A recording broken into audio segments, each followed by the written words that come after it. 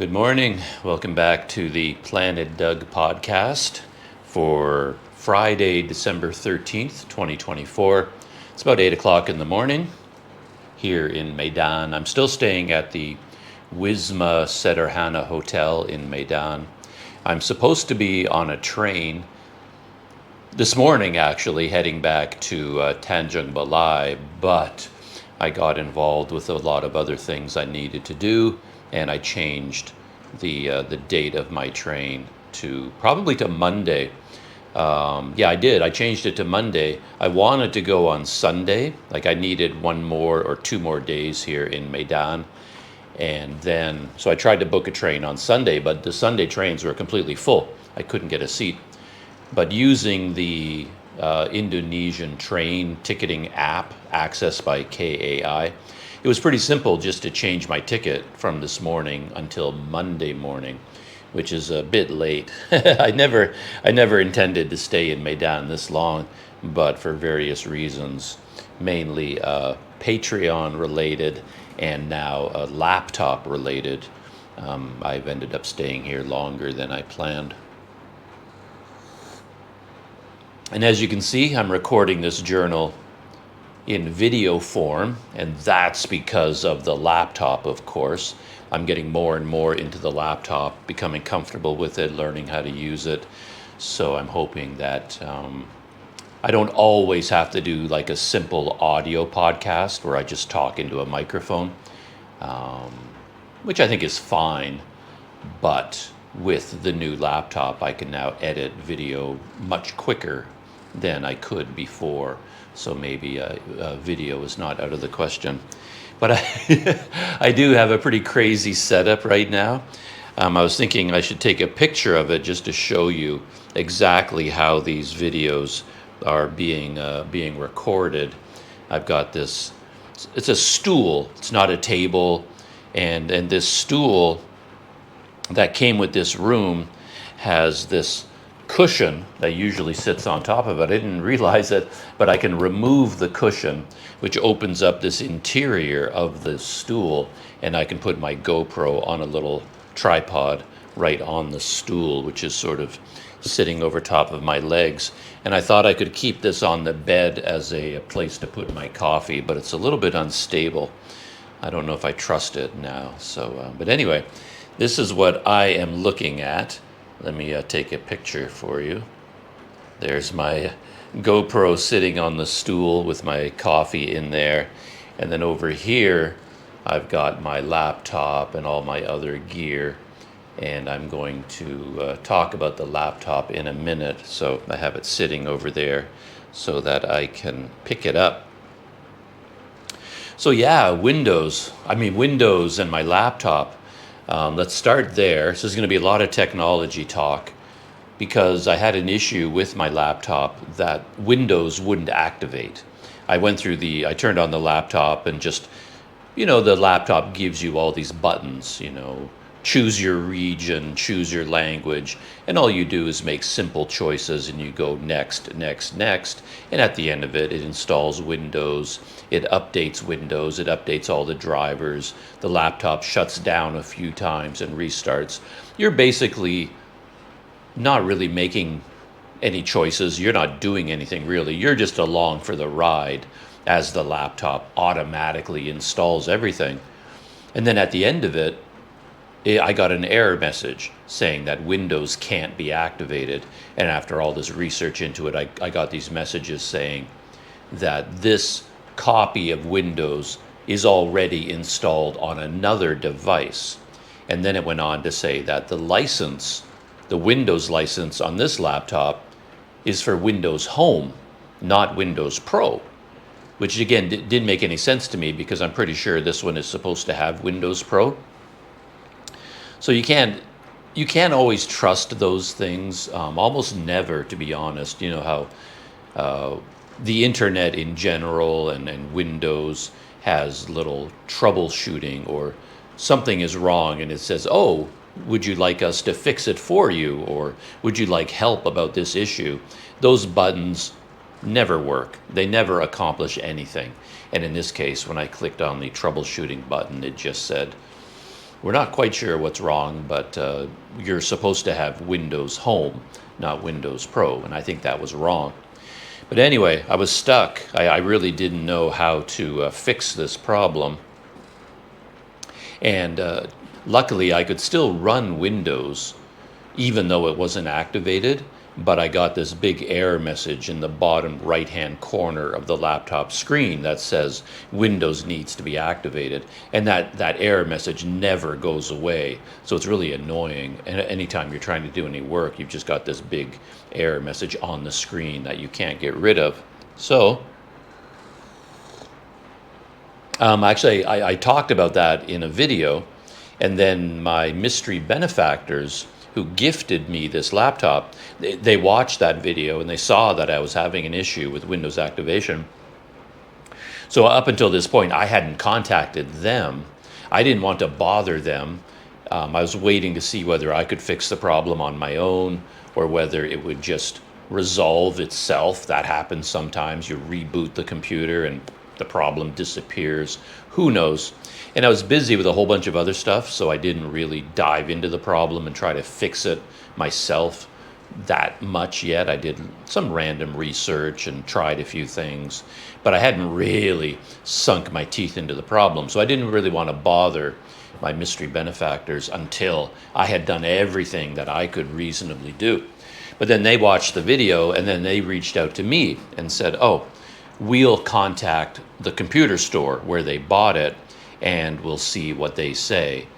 And this last night, I think at like 2 o'clock in the morning or something like that, I got a message from my mystery benefactor with a brand new Windows product key. So then I got a message from them saying they contacted the computer store, explained the problem to them, and then they sent him this product key for Windows. And this morning, I went into Windows activation settings, and there's a button there that says change the product key. So I clicked on that button, entered the new product key, activated. So that problem is gone. And the theory is the problem started when my mystery benefactors replaced, or they paid the computer store to put in new SSD drives. So the computer came with like a 1 terabyte or half a terabyte SSD drive already in the computer, obviously, and Windows was pre-installed, and I guess everything was on that SSD drive. And then when they opened up the computer and removed it and put in new SSD drives, they installed a new copy of Windows, Windows Pro. And somehow the system had the product key for the original copy of Windows, but not for the new one that they put in. And that's where the problem started. So it was kind of, I don't know if it was the computer store's mistake. I guess it is. I mean, they're the experts. They removed the SSD and put in a brand new SSD, reinstalled Windows somehow, but then it ended up being unable to activate that copy of Windows. So clearly they made a mistake, but I'm not sure how they could do it, because don't you have to go through the entire installation process and run Windows and sign into your accounts? Because when I got the laptop, it was completely fresh, right? Nothing had been done. So I hit the power button and it was like the laptop was turning on for the very first time. And I went through the whole installation process, which involves signing into my Microsoft account and on and on and on. And they wouldn't be able to do that at the computer store. So I guess their mistake was installing a new copy of Windows Pro, but then not giving my mystery benefactors, not giving the customer the product key for the new copy of Windows. That, I think, was their mistake. They should have said, oh, this new copy of Windows, you need the product key. Here it is. Like, put it on a sticker or write it down on the warranty card. But they never gave him the new product key. So he wasn't able to give it to me, and neither of us knew that this was going to be an issue. But anyway, it has been fixed. But just yesterday, I discovered a new problem, and I haven't even begun to look into it yet. It's a really funny problem because I wasn't even aware of it, that on this laptop, on the keyboard at the very top, it turns out there are 4 indicator lights that indicate all kinds of things, like battery status, like how charged is the battery, like power source, Wi-Fi connection. Anyway, there's 4 indicator lights that tell you what's going on with the laptop. And I didn't even know the indicator lights were there because they never turned on. And the computer is black on black on black. It's a very sleek looking device with no light areas at all. So I didn't even see the indicator lights. The room here is very dark, and I never really noticed. I probably saw the indicator lights at some point because I have had this laptop out in brighter rooms, in brighter situations, but it never occurred to me that, oh, the lights are never turning on. They're never flashing, they never come on. And I just thought about that this morning, or yesterday and this morning. I was like, how come the indicator lights never show anything? And I dove into the manual. I've downloaded the manual for this laptop, and yesterday I read the whole manual like a book from beginning to end. That's one of the reasons I extended my stay in Medan, because I still need to spend time getting to know this laptop. And then I read the whole manual, and I read about when these indicator lights are supposed to light up to give me information. And they're supposed to be lighting up all the time, constantly giving me feedback about what the laptop is doing and whether it's charging the battery, whether the battery is running out of power or this and that. It's supposed to be conveying all this information. So the lights are supposed to be turning on and off and turning different colors to give me all this information. And they've never come on, not even once. So another problem. But there is one thing I can do, because I had a problem with the keyboard lights. They wouldn't come on either. And there was like a hard reset you can do, which kind of resets the hardware and the BIOS. And as far as I know, I did that once already, and that appeared to fix the keyboard backlight problem, because they now come on. But maybe that hard reset turned off the indicator lights. I don't know. Anyway, I can do that again. It's basically all you do is turn off the laptop and hold down the power button for 30 seconds. It's a long time to hold down the power button. But then it's supposed to reboot, restart systems, and then maybe that will fix the problem. So life with this laptop has been amazing, has been fascinating, and I've got a lot more things I can talk about. One is I'm getting used to it. Like when I first got it out of the box, the weight of it came as a bit of a shock, but that's a little bit of a comparison with what you're using before. Like, for example, I mean, this is what I was using before, a smartphone. And then when you go from this to that laptop and you go to pick it up or put it in a knapsack and carry it around or put it on your lap, it's like, it feels heavy. But now that I've been using it for a few days pretty intensively, I'm accustomed to the weight. I pick it up and I put it down, and I'm getting accustomed to the weight. It's not hitting me as hard. And I'm starting to appreciate so many things about this laptop that seem to be benefits that come from the extra weight. So mentally, I'm getting adjusted to it. And one thing I'm really starting to like is just the overall stiffness of it. I mean, it's a gaming computer. It's like military grade toughness. The chassis is really stiff. And I really like that now as I sort of pick it up and carry it around, because I walk around with it. I mean, I do, it's a laptop, it's meant to be carried around.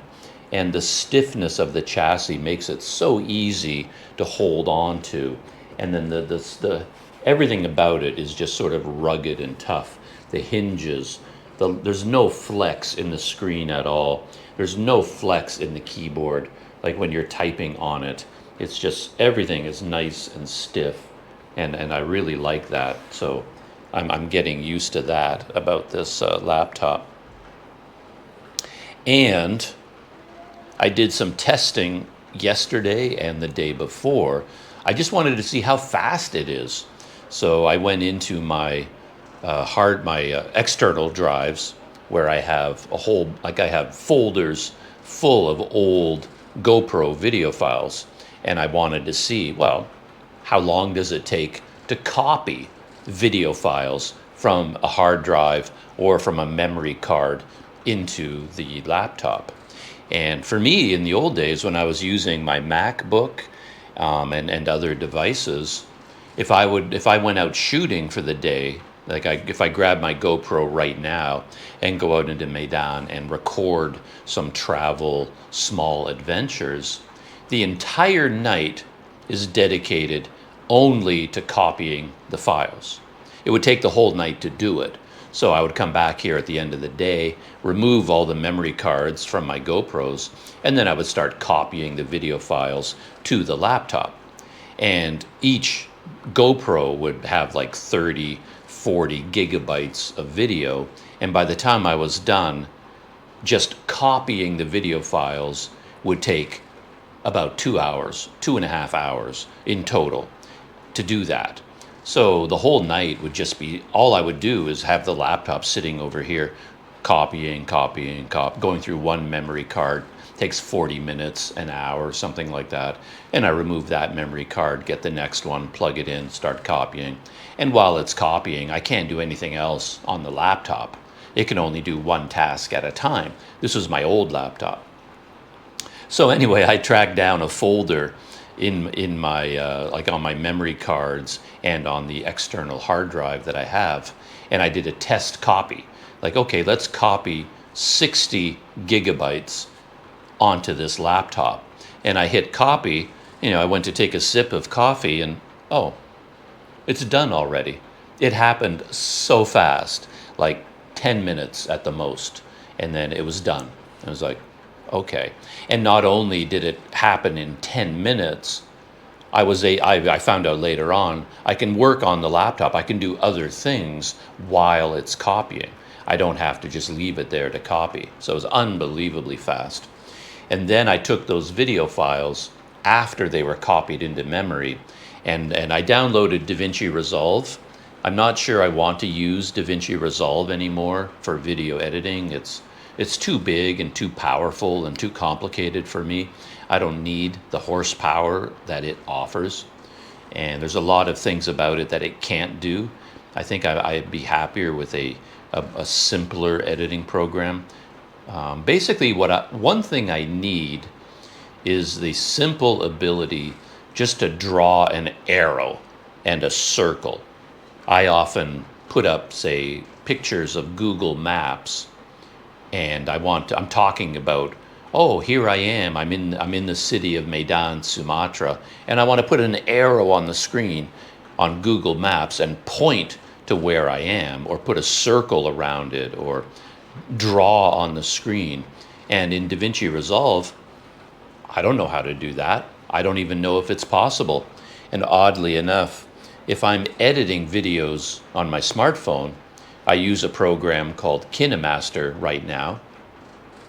And on my smartphone, in a very simple editing program, I can go crazy with arrows. There's like a graphics component built into KineMaster, and I want to put an arrow on the screen. I just go click, boop, there's an arrow. Oh, I need another arrow, click.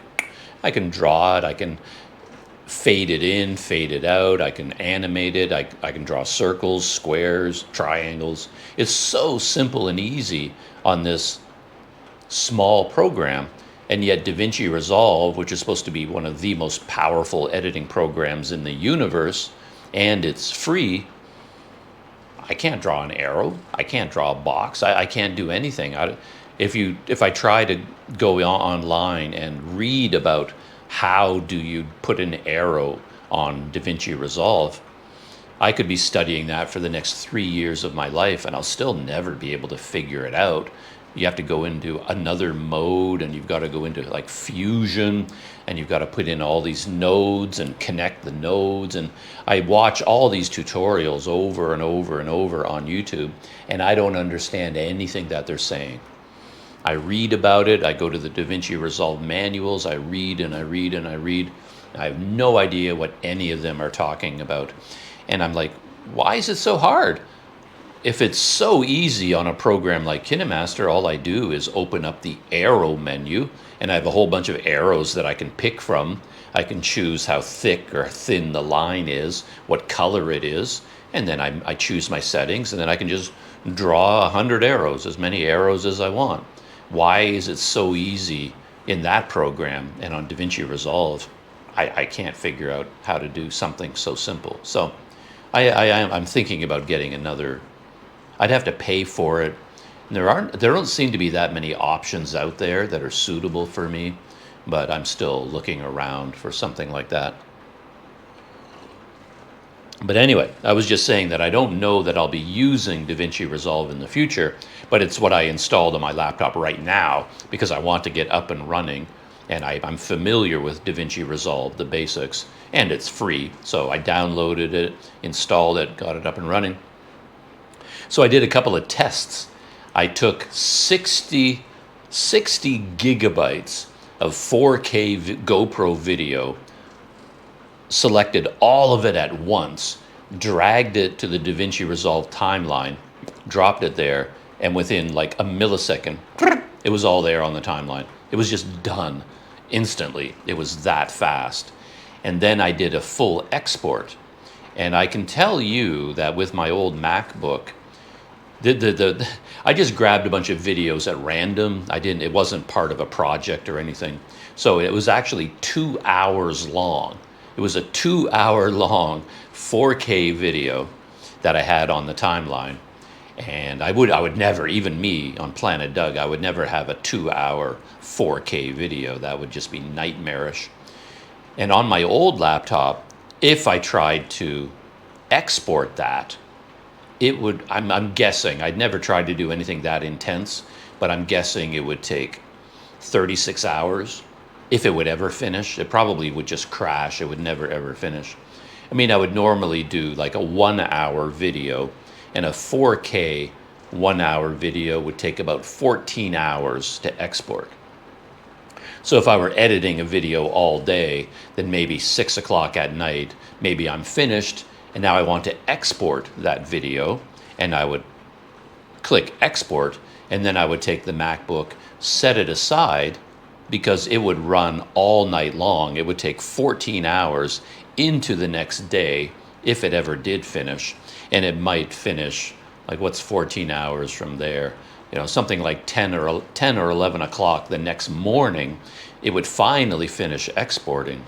And all that time, I wouldn't be able to do anything else, because if it's exporting a video, that's all the MacBook could do. It could do one job at a time.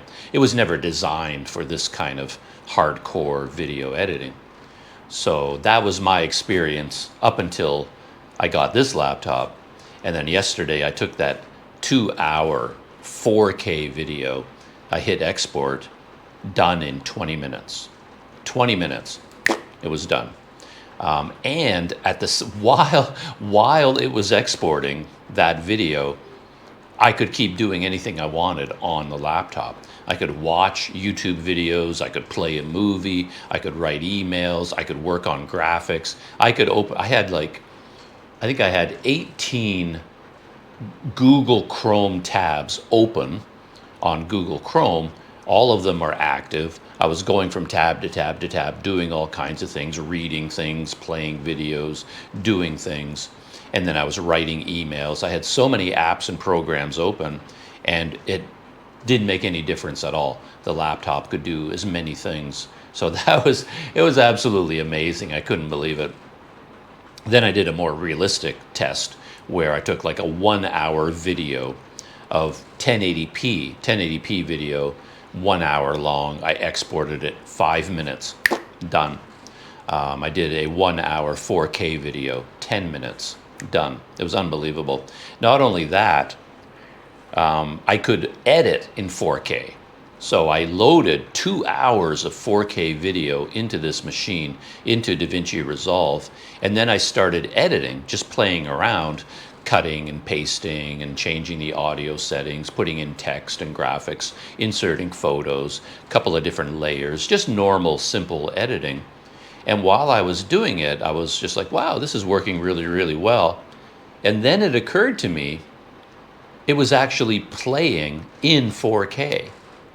So I was actually editing a 4K video and playback was in 4K. It never even occurred to me that that's what I was doing, because all my other laptops, there's no way you could even come close to doing that. So what I had to do, I eventually figured out in DaVinci Resolve on my MacBook, I could edit in 4K, but there's no way I could have the timeline in 4K. So what I would have to do, I couldn't create proxies. That's the normal way you do it. You create low resolution proxies, but that was impossible. But I learned I could set the timeline to like 480p. And then if I have the timeline in 480p, I could load in 4K video, but it's not displaying in 4K. It's displaying in 480p. So it's really just a blocky, pixelated mess. I couldn't even see the video, what it was like, but at least it could sort of play. So that's what I was accustomed to in the past. But on this laptop, it was in 4K on the timeline. Playback was in, I couldn't believe it. I was like, okay. This is a whole different world, right? So, like, I don't have experience with other types of laptops. Like, what I mean are lighter laptops. I chose this laptop because it has a dedicated GPU, a discrete GPU, and that's what makes it. It weighs like 4.8 pounds, I think, the laptop by itself, something like that, 4.5 pounds, somewhere in that range. And a lot of that extra weight is because of the GPU, and the GPU needs its own fans to keep it cool because it produces a lot of power. So it's got 2 extra fans, another power source. It needs a lot of power to run the GPU and to run the fans. You need all these ventilation vents all over the place. You just need a lot of stuff to run a GPU. So maybe there are laptops out there that are quite powerful that weigh like 3 pounds. That would be like a lightweight laptop. 2 pounds heavier, 2 pounds lighter than this one. And when you're talking about a laptop, 2 pounds makes a big, big difference. But would those laptops be able to do what I just described? Output a 2-hour 4K video in less than 20 minutes? I don't know. Like, maybe there's a laptop out there that can do exactly what this laptop does and is much smaller and lighter. That's possible, but I'm pretty sure it would cost 3 times, 4 times as much. So anyway, this is my brain churning over and over, thinking about the benefits that this laptop is bringing. And every day that goes by, I'm much happier with it and getting more accustomed to the weight of it and the size of it. Because even the size of it comes with benefits. Maybe I could probably, now that I think about it, I could probably have gotten a similar laptop with a dedicated GPU, a discrete GPU that has like a 13-inch screen rather than 16-inch. Or 14-inch, which makes everything smaller and lighter, of course.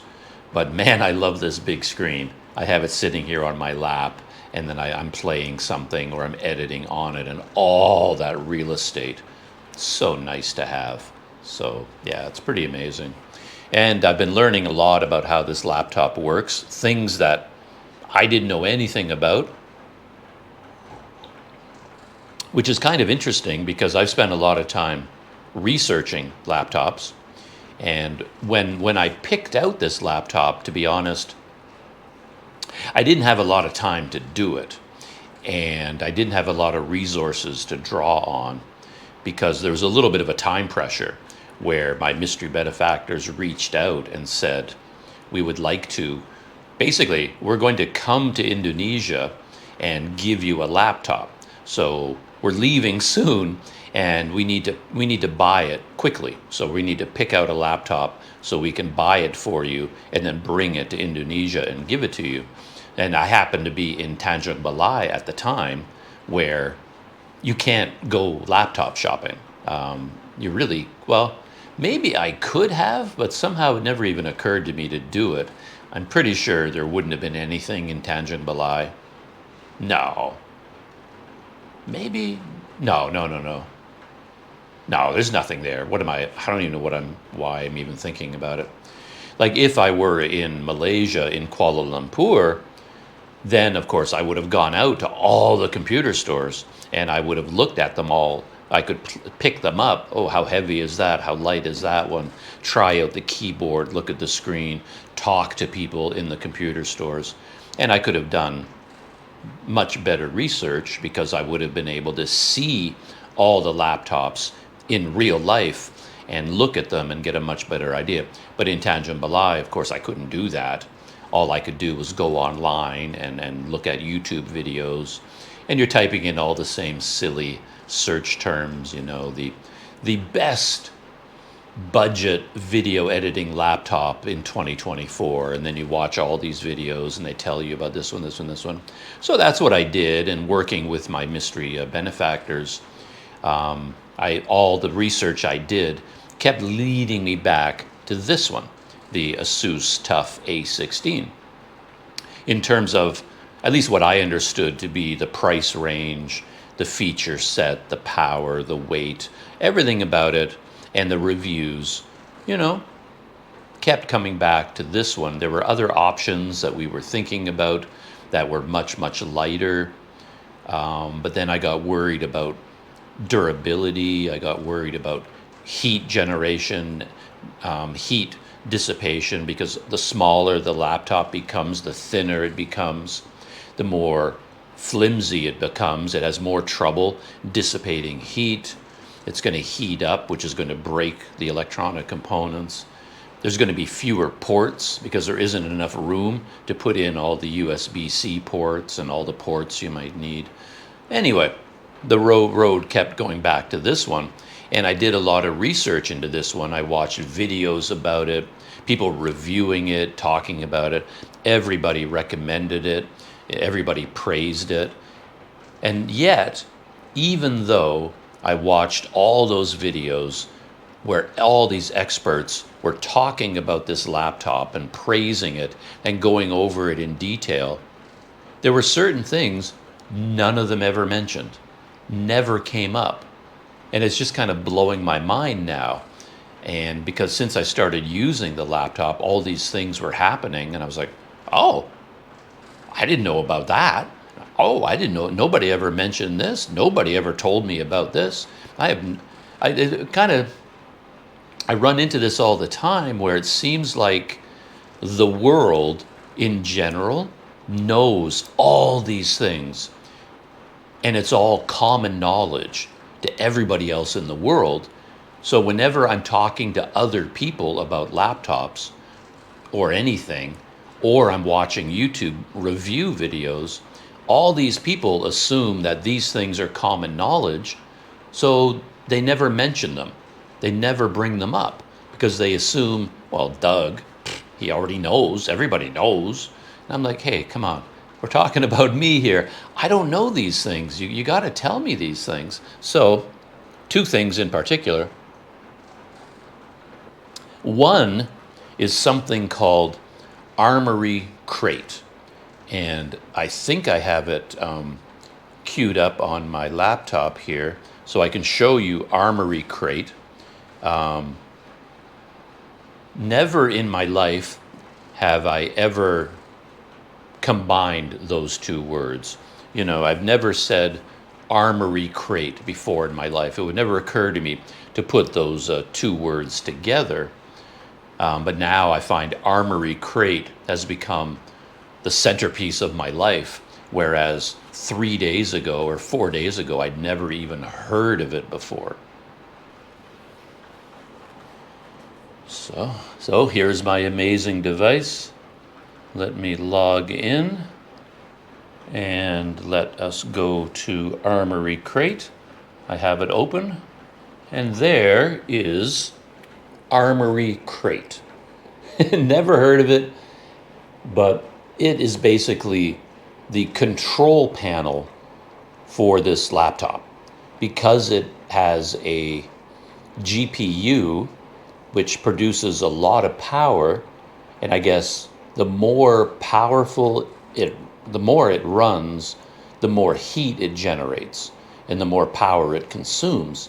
So you can actually control all your settings from Armory Crate. And it's still, most of it is still a complete mystery to me. But anyway, down here, there's a gauge, CPU usage. And I can see right now, it's using 4% of the CPU doing whatever it's doing. GPU usage, 0%. And I'll talk more about that in a minute.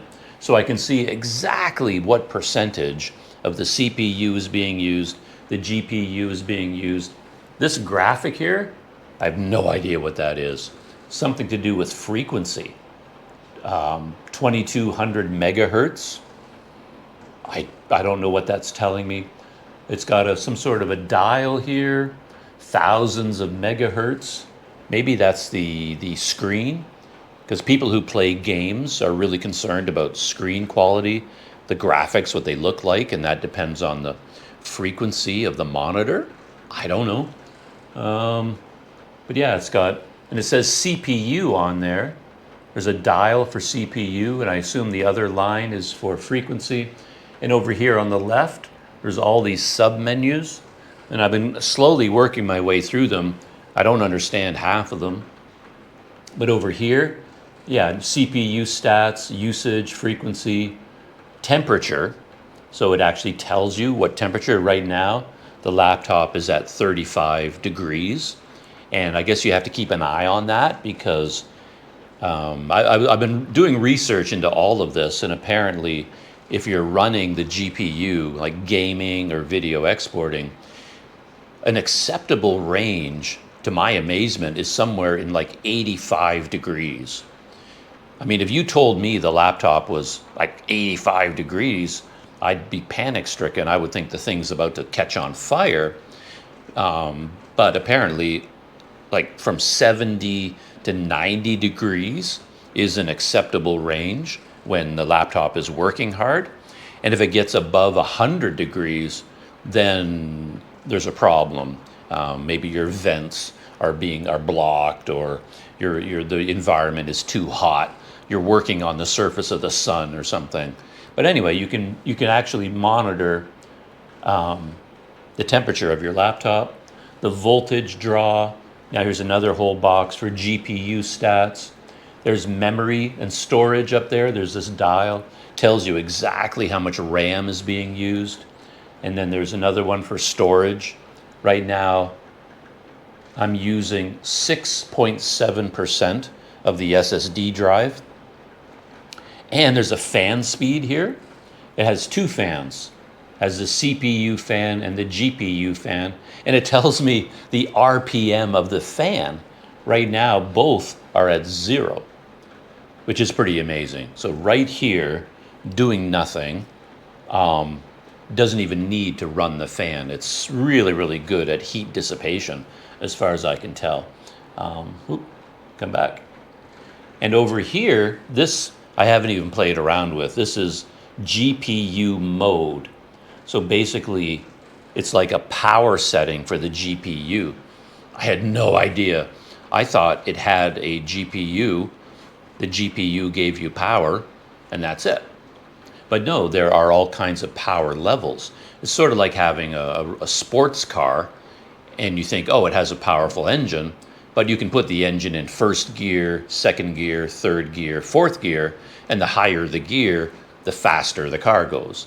And that's what you have here on the GPU. So there is, I think there are 4: optimized, eco mode, standard, and ultimate. And I guess the default setting is standard. So in all my testing, where it was lightning fast, it was in standard the entire time. So I guess I could put it in ultimate if I wanted to go faster. So that's pretty crazy. And then there are more screens. So there's like an arrow button over here. Now I've got another screen, some sort of system configuration, app configuration, scenario profiles. I don't know what any of that is. And then there's a bunch more. Is there another window? Yeah, now there's another one. My profile, registering devices. Anyway, there is a ton. How do I go back? Oh, over here. Anyway, that is Armory Crate, and it seems really important. You use this all the time to monitor your laptop and choose settings and make sure everything's okay. And yet, whenever I was researching laptops and learning about this one, nobody ever told me about Armory Crate. It never came up, which I find so amazing. It's like, Oh, down here also there's different modes. There's silent mode. I guess right now it's in silent mode because I guess you want it to be quiet. But there's also performance mode, which I guess you would switch into performance mode when you're gaming. I don't know. And now there's turbo mode and manual mode. Turbo, performance, silent. Okay. And then there's Windows mode. I don't know what any of that means yet. Like I said, I read the entire manual that came with this computer that you can download, but nothing in the manual actually talks about Armory Crate. So I guess I have to go find another manual and learn all about Armory Crate. So, yeah, there's so much stuff in here. I barely even scratched the surface. But anyway, so that's something I've learned about this laptop. It's pretty amazing. And I love feedback. I love getting information, and it's such a convenient way to see all of it at once in a big graphical display. The other thing I learned, which again nobody mentioned ever that I'm aware of, it has 2 GPUs technically, and it has some sort of a switcher program where it switches from one to the other automatically. So like it has this powerful AMD Radeon GPU, it has it, but if I'm just writing an email, I'm surfing the web, I'm watching a YouTube video, I'm editing a photo, anything I'm doing on the laptop like that, the GPU is off the whole time. It's not even running because the laptop knows it doesn't need it. So it has what's called an APU. It has an APU and a GPU. So I looked it up. I've already forgotten what APU stands for. Accelerated Processing Unit. So if you're just doing normal computer stuff, the graphics can be handled by this other processing unit that's built into the motherboard and the CPU. So basically, it has integrated graphics and discrete graphics, which I didn't know, never came up. So I noticed it because when I finally I downloaded and installed DaVinci Resolve, the editing program, and then whenever I launch, I say, okay, open DaVinci Resolve, the laptop kicks into high gear automatically. There's like a symbol comes up, like GPU activated, and you can feel the whole computer just come to life, because the laptop, it knows it needs more power because Planet Doug is editing a video in DaVinci Resolve. And so every time I launch DaVinci Resolve, it turns on the GPU, and now all the graphical processing flows through the GPU. Power levels go up, heat starts to be produced, the fans start to run. The thing turns into the space shuttle, basically. And then the whole time that you're editing, exporting a video, it's using the power of the GPU. But then as soon as you finish, I exit DaVinci Resolve, it switches. It turns off the GPU, and now it starts using the APU, because it doesn't need the GPU anymore, which is absolutely amazing. And again, as I said, I guess the reason I'm telling this story, because it strikes me as so interesting that I didn't know about this. And I don't think, I mean, I joke all the time about what a dummy I am, and I guess I'm only 50% serious. I am convinced these days that I'm a bit of a dummy, but I'm not that dumb. So it seems to me that based on all the research I did, all the time I spent learning about laptops and this laptop and video editing laptops in general, you'd think at some point I would have stumbled across this idea of Armory Crate and the fact that this laptop has two graphic processing units, has an integrated one, the APU, and it has a discrete one, the GPU. It has two of them, and it switches from one to the other based on what it is you're doing on the laptop. I never came across that information. And I'm pretty sure that friends of mine, other YouTubers, and actually I know two YouTubers who have this, not this exact same laptop, but they have an Asus TUF laptop, like from two or 3 years older than this model. So basically they have, and they use this same laptop for video editing. If I mention to them, oh, I just discovered Armory Crate, they'll look at me like, well, yeah, of course, everybody knows. You didn't know about Armory Crate? And I'm like, no, I didn't know. How am I supposed to know these things? I've been talking to you about the Asus TUF computers for about a year now. How come you never brought it up? You never mentioned it. And then this whole, it has two. It has the APU and the GPU. And I'll say, I couldn't believe it when I say, you didn't know that? Well, no, I didn't know that. Nobody told me. It didn't come up.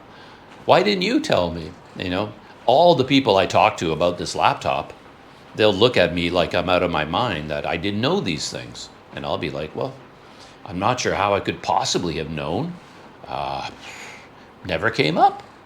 Never, ever came up. There are still a ton of things about this laptop that I don't understand. It is a much more complex beast than I realized. Yeah, there's a ton of things. I guess I'll learn these things over time.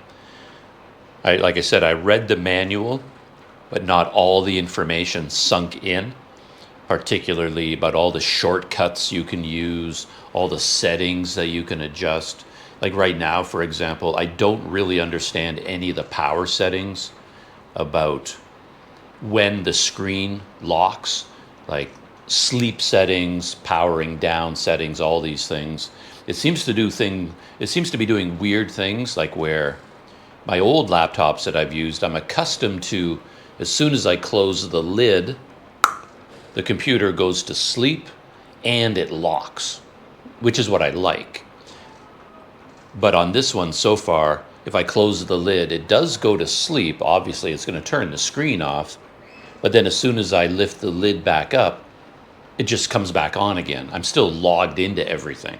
So it hasn't locked. And I assume that's a simple thing I can fix. I can go into the security settings and tell it that every time it goes to sleep, I also want it to lock. Because, just for peace of mind, I want to be able to, I'm sitting here doing something in my room, and then I get a phone call. I need to go down to the front desk of the hotel or something. I need to leave my laptop, and rather than leave it running, I'll just close the lid, go out the door. But then I want the laptop to be locked when I close the lid, so that if someone comes into my room and lifts the lid, they don't have access to my laptop. And things happen with the backlight on the keyboard. And there's some flashing lights that are indicating something. Right now I've got two, not the indicator lights. I mentioned the 4 indicator lights that aren't working. They never turn on. But there's 4 other like slash indicator lights that have something to do with battery power. And they're always flashing at me. Right now I've got 2 of them flashing at me, but I don't know what they're telling me. And then quite often I'll close the lid and set the laptop aside, and 2 hours later, those 2 lights are still flashing. And it seems to me like they should have stopped flashing at some point. So there's a ton of settings buried deep in the system that over time I'm going to learn about and become accustomed to. And how all the function keys work, all of, you got all the F keys, right? F1 to F8, F10, whatever. And if you do function this one, this happens, function this, control this, Windows this, Alt this, does all kinds of things. I have to learn all of these shortcuts that are part of this computer system. And then it has the number pad, which I don't understand yet either. It seems to me there's all sorts of things the number pad keys should be doing.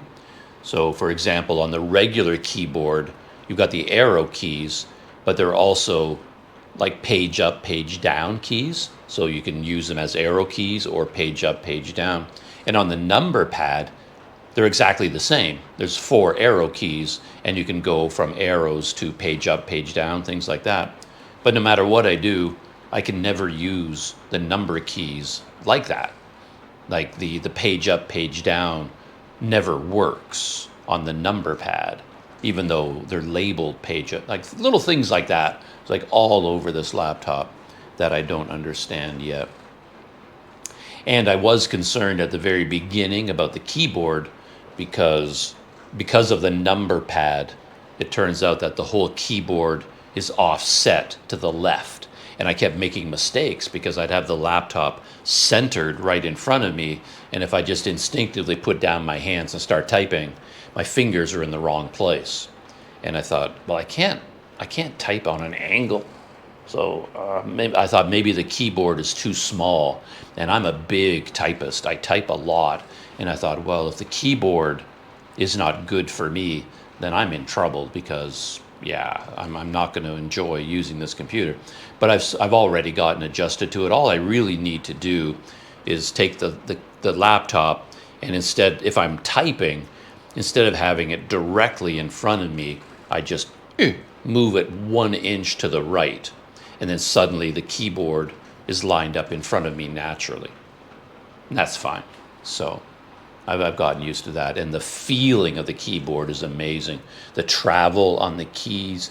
And as I said, the fact that this laptop is a bit heavier than the norm, well, that comes with the advantage of a very stiff chassis.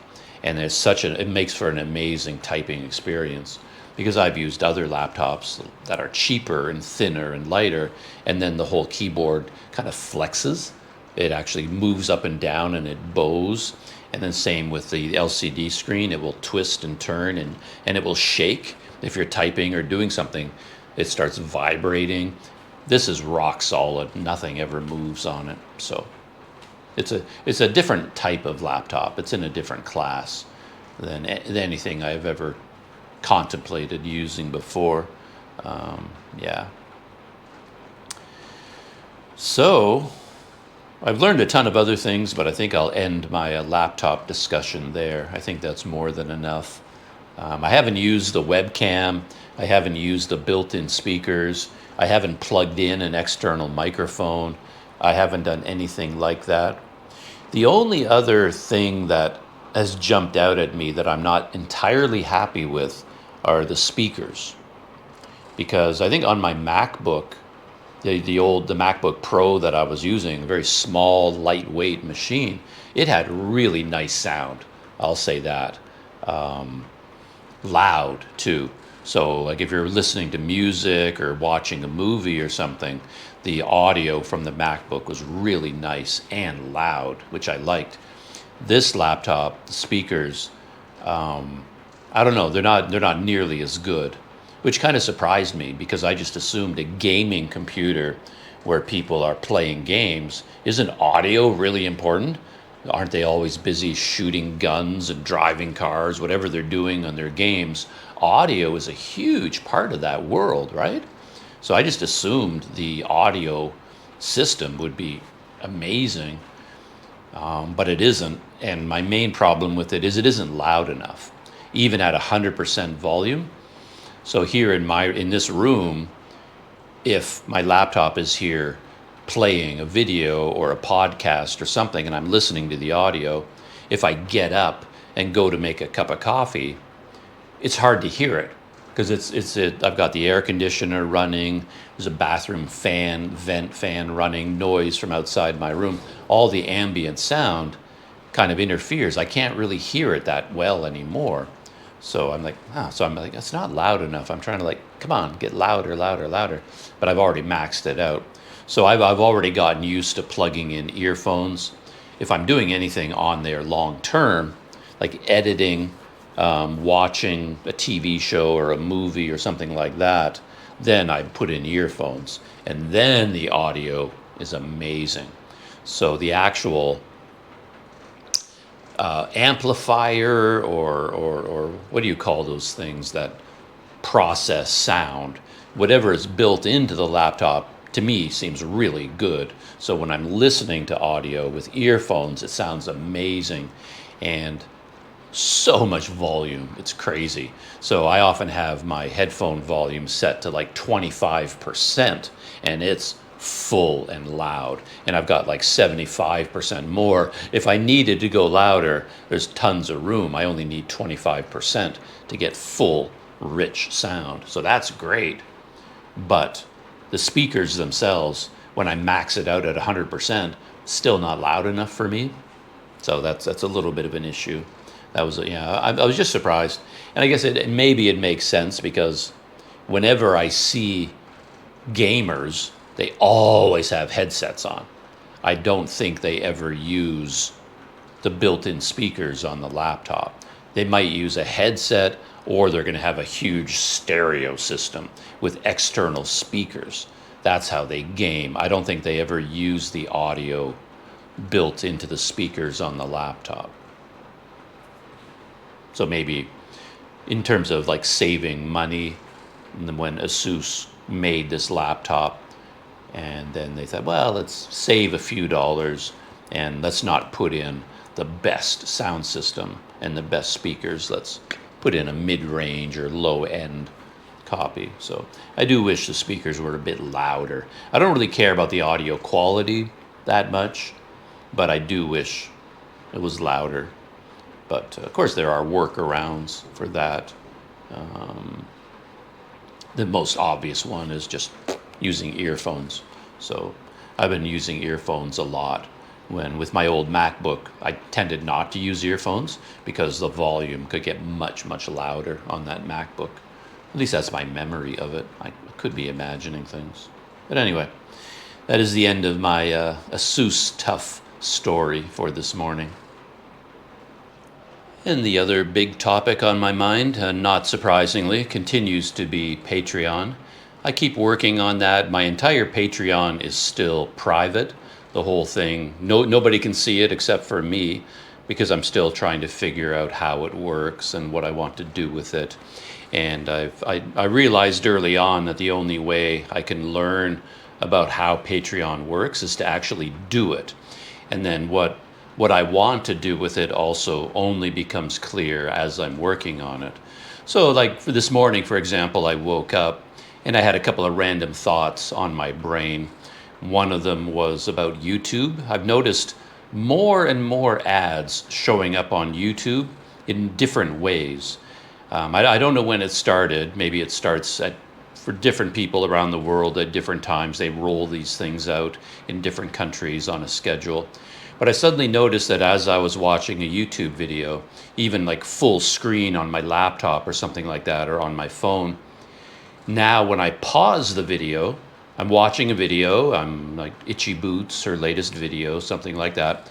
I pause it, and then quite often, rather than just pausing on the video, now the video gets minimized to half the screen, and then the other half fills up with an ad. So like even when you pause the video, you can't escape from the ads now. So some genius at YouTube was thinking, like, how can we jam more ads in? Like they're looking for any empty space, any empty second where they can stick in another ad, another type of ad, another version of an ad. And they realize that, oh, all these people out there, they're pausing the videos.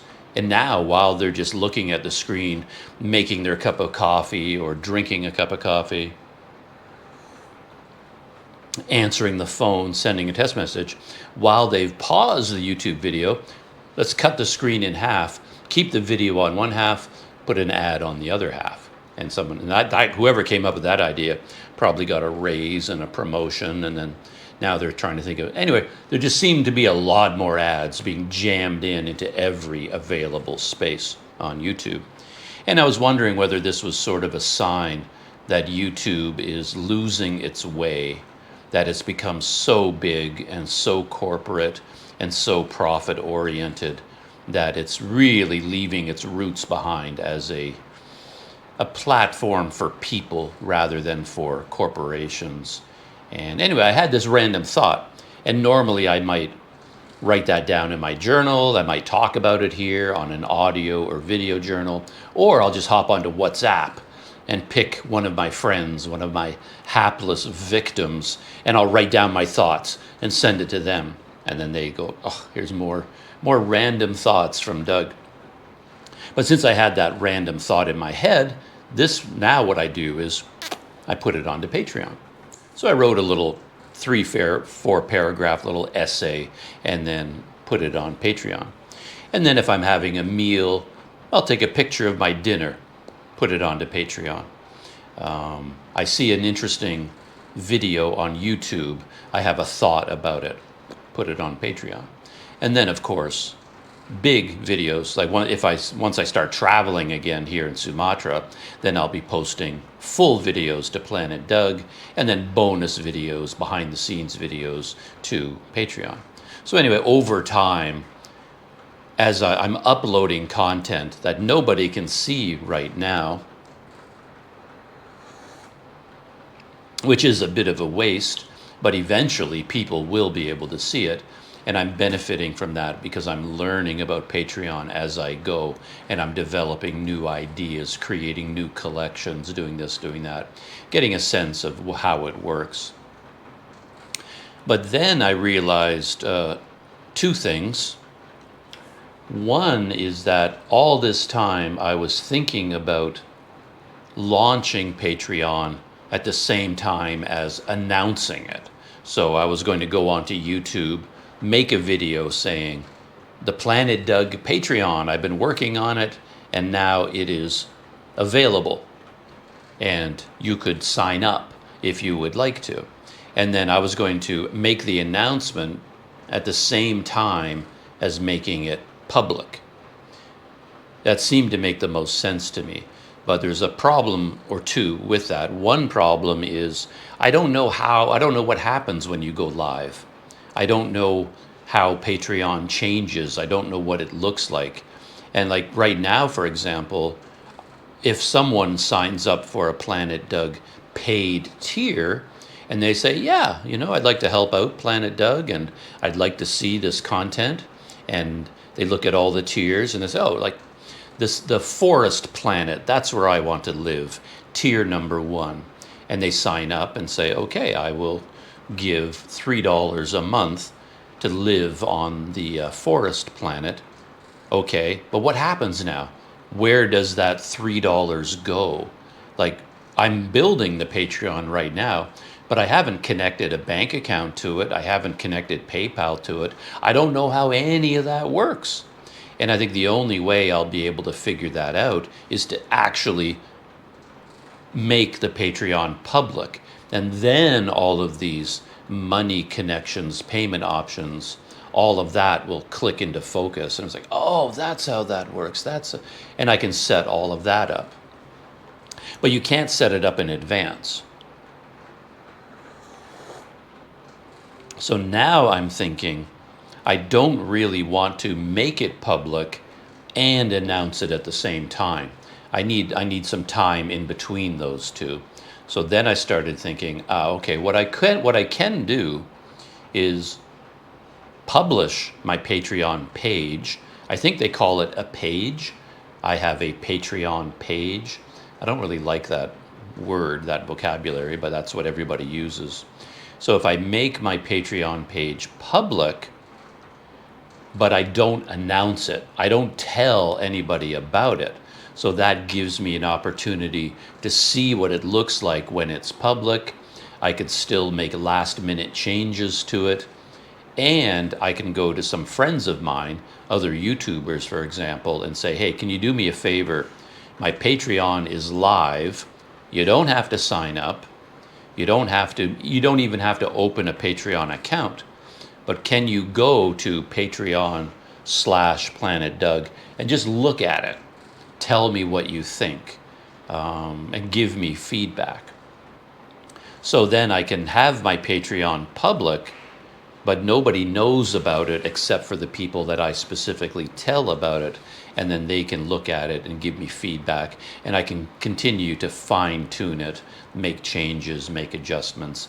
And then after about, I don't know, 2 weeks, a month of it being public like that, and I finally get it dialed in exactly how I want it, then I can announce it on Planet Doug and say, the Planet Doug Patreon is there. Come join the Planet Doug community. Choose your planet. Where do you want to live? The forest planet, the city planet, ocean or mountain planet. Then that seems like a reasonable way to go. And what I realized is, taking this approach, I want people to be able to see the entire Patreon. Like everything I've posted, I want it to be wide open. So none of it is restricted to any particular tier. Up until this point, I've been assigning every post to a particular tier based on the benefits that I've promised. So, and I've changed it to an early access model. And the way early access works is that Patreon members will get to see the video or the post first. They get 1 week, for example, where they get to see this content before the general public does. But after that 1 week, now it's open to everyone. So for example, if I post a bonus video to Planet Doug, for 1 week, only Patreon members can see it. But then after that week, it's just open to the public. It's just a normal Planet Doug video that everybody can see, whether they're on Patreon or not, whether they just have a free membership or a tier 1 membership or tier 2, etc. So if that's the case, then what I can do is go back and all the content on my Patreon right now, make all of it fully public right now, because that's where it's going to end up anyway. So that's what I did, and that took 2 days to do that, basically, to go back in time and post by post by post. I had to edit each post individually and change its visibility from City Planet or Forest Planet or all paid members. I had to change whatever the visibility setting was, change it to public. And I had to do that one by one for every post. And it took a long time to do. It basically took 2 days to do that, just sort of working slowly until I got it all done. So that's what I'm thinking about now. And I'm going to be here in Medan for 3 more days. I didn't realize it was 3. I think it's 3, right? Today is Friday, so Friday, Saturday, Sunday, I'm still going to be here, and my goal is to make Patreon public. That's what I'm going to do. So I want to go over the entire Patreon, make final decisions, and then make it public. And then I can tell friends of mine, it's open for business, go look at it, and then could I get feedback from you? So that's my goal for this weekend. And then I can leave it that way. Then I'm going to take the train back to Tanjung Balai. I'll be making regular Planet Doug videos again, and then over time I can keep modifying, fine-tuning Patreon, and then finally, when it's all done, I'll announce it on YouTube, make an announcement video. And of course, I also want to make videos teaching people about Patreon. What is it, how it works, and why is the Planet Doug Patreon special? Because I think it is special at this point. What I've done with Patreon right now, I haven't seen anybody else do. Nobody. Yeah, so I think I have to teach people what's going on over there. In particular, I have to teach them about collections, how collections work, and how the chat room works. Because even I don't know how the chat room works. And that's something else I need to learn. I need 4 or 5 good friends to become at least free members of the Planet Doug Patreon. Then they can go into the chat room, and then I can see, okay, I can chat with them there. Because I think I have to create all the chat room threads. I don't know who. I think I can set up a moderator and say, okay, you also can create a new thread in the Planet Doug chat room, I think. But again, I don't know. I can't figure these things out in advance. So anyway, that's what I'm going to be doing. Yeah, still working on Patreon. I'm really enjoying it. I love it for me personally as an outlet for any thought that I have. I want to take a picture.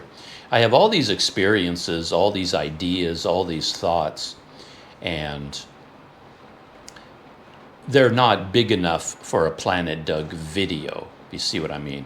Just like the bonus videos. I talked about that at length previously, where I might want to make a short time lapse. I enjoy making them. I want to record a little bit of special audio, but I can't, if I start posting those videos to Planet Doug, people don't like it. On Planet Doug, they want full travel videos, and that's what I'm going to reserve Planet Doug for.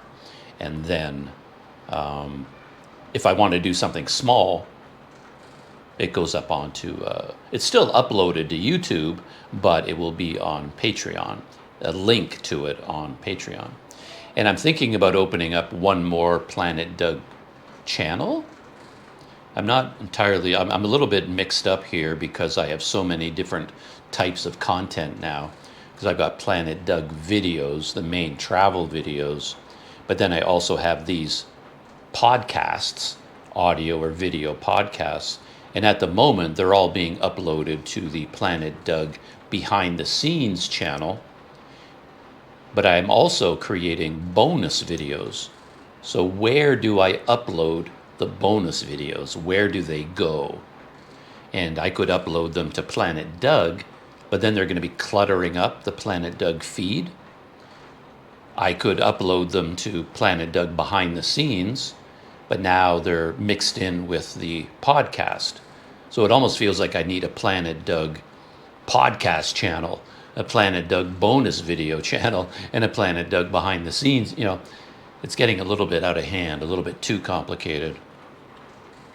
But I think for now, maybe what I'll do is focus on the behind the scenes channel, and then whatever I upload there, I'll upload the podcast, upload the bonus videos, behind the scenes videos, and on the behind the scenes channel, I can put all of them there, but I can categorize them based on playlists. So keep them separate, because I am making a new Planet Doug bonus video channel. That might be a bit much. I can just keep everything on the behind the scenes, because a podcast is behind the scenes, bonus video is behind the scenes, and behind the scenes is behind the scenes. So time warp, videos like that. Relive videos. I don't know about those relive and blue dot videos. I don't know where to put those yet. Anyway, these are things I have to think through. So those are my current thoughts about Patreon. And I had another idea for this podcast, which is kind of an interesting one. Normally, I would switch into YouTube stories and talk about other travel vloggers, the videos that I've watched. But I had this idea. Let's see if it works out. I'll try it out today. What I realized is that as I watch YouTube videos, they get saved in my history. So what I can do in this podcast, I don't even have to, like normally I make notes. Like as I watch a video, then I open up a notepad and I write down, oh, I watched the Itchy Boots video. This is the title. This is the thumbnail. This is what I think about it. And I write all these long notes, but it takes a long time to do that. But what I realized is YouTube keeps my history. So all the videos that I've watched over the last 2 or 3 days, they're listed on YouTube. So all I need to do is call up my video history, and then I can scroll through it. Oh yeah, I watched that video, I watched that video, I watched that video. And I can use that as a skeleton structure to talk about YouTube videos that I've watched, and pop culture and travel vlogs, whatever it is I happen to be watching. So that's what I'm going to do right now. I've got maybe 15 videos that I want to talk about that I've watched over the last couple of days. Pop culture was the very first one. There's a new trailer out for a movie called 28 Years Later. And I love a good zombie movie. Who doesn't? Zombie movies seem like an interesting genre because it allows movie makers to go crazy with certain ideas. They follow a certain pattern, of course. The zombies, survivalists, how human beings, like in The Walking Dead, for example, you think the threat always comes from zombies. That's the whole point of the show. Zombies are trying to eat your brain. But in reality, most of The Walking Dead was not about fighting zombies. It was about humans fighting other humans, because people form little groups, little factions, little gangs. And then all these people, the biggest threat to them was not coming from the zombies, was coming other humans trying to survive in this post-apocalyptic world, you know. So zombie movies do follow a similar pattern, but within that pattern, they can play around with all kinds of crazy ideas. So they can have a lot of fun with it. And about 26 years ago, I think, 28 Days Later came out. And it was a huge hit as a zombie movie. And then they made 24 Weeks Later or 24 Months Later. I think it was weeks. Oh, no, 28. It was 28 Days Later, then maybe 28 Weeks Later. And now it's 28 Years Later. So we've jumped ahead in time by 28 years. And based on the trailer, it looks like they're going to be focusing on a survivalist community on an island, which makes a lot of sense, because if you're trying to escape from zombies and you're trying to escape from other people, if you can, why not retreat to an island as a community? And then because in The Walking Dead, for example, all these communities retreated to cities and towns, but then they have to build a wall around. They have to fortify their city. And of course, the fortifications always fail, and et cetera, et cetera. But if you can go to an island, now you've got a water barrier. And that can go a long ways to keeping the zombies away and keeping other people away. It's not perfect, but it's better than nothing. So it looks like the movie's going to take place on an island. And then somehow, of course, these people have built a community there. They're safe. They've developed schools and hospitals, and they're farming. And suddenly their defenses break down, and the zombies attack, and other humans attack. And so that should be pretty good. It looks good. The trailer is very cool. I think it's a Danny Boyle film, and he's known, Danny Boyle, is that his name? And he's known for style. He's got a certain style, and the trailer makes it look very, very interesting. Now, this next one is not really a video that I watched.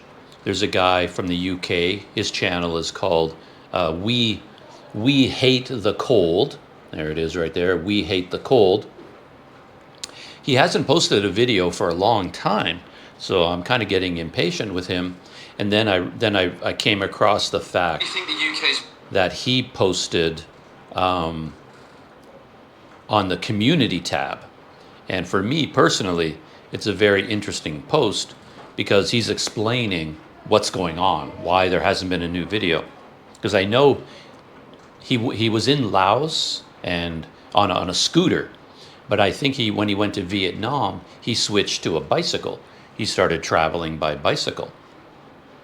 And I've been waiting for his cycling videos from Vietnam impatiently, but he made this announcement. So he's got a long sort of Planet Doug style post here where he says, what's up guys, just letting you know the Vietnam vid is extra close to being done. Been chipping away at it for 8 to 12 hours per day. So he's hinting at just how long it takes him to make one of these videos. And I guess he's only making one Vietnam video. And he goes on to say that he's also been busy getting documents to continue his trip. He's going to be traveling through Asia. His original idea, which I find kind of interesting, is he decided to ride a scooter from Thailand back to the UK. But very quickly, I think he's changing his mind because he's finding out how much fun it is how much more there is to see in Asia. So he's not exactly eager to leave Asia, and he's looking ahead to how expensive Europe will be. So I think he's kind of thinking, my trip no longer is really Thailand to the UK. It's more like riding around Southeast Asia as much as possible with the vague idea of eventually going through Europe. But he's not, so he does say, still unsure about doing Europe as it really doesn't interest me and the costs there will be astronomical. So he's going to do all the stuff he wants to do first in Asia. And if I run out of cash, then Europe is a no-go. So then he goes on to say, I just wanted to update you all on what was going on and why this stuff takes a while to get out.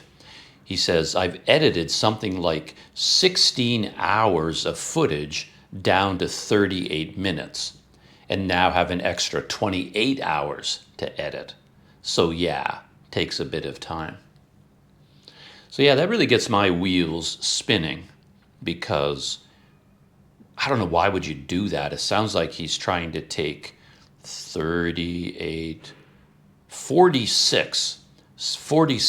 hours of video and get it down to like 40 minutes. And that's hard to do. And for my money, I don't know, if you've got 16 hours of video right now that he already edited, why not make 8 hours of video out of that? You know what I mean? And now he's got 28 more hours of video, you know, Planet Doug style. I would post 28 hours, 28 1-hour videos. I don't know, why not?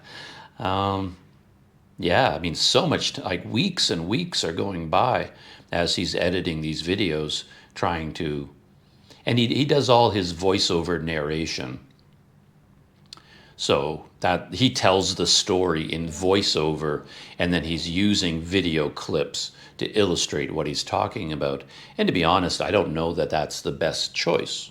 I mean, his videos are more popular than any of mine have ever been, so I can't really say he's doing it wrong. Whatever he's doing is better than what I've been doing. But at the same time,